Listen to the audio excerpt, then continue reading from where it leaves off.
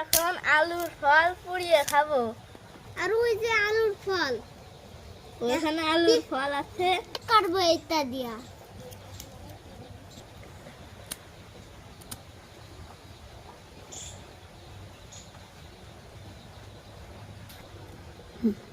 আমরা এখন আগুন ধরিয়ে দিলাম।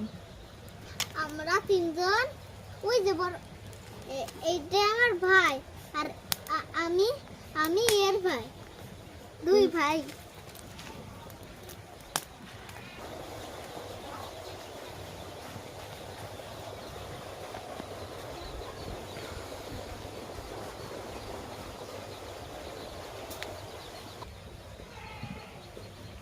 এখন আমরা আগুনের ভিতর আলু দিয়ে দেব।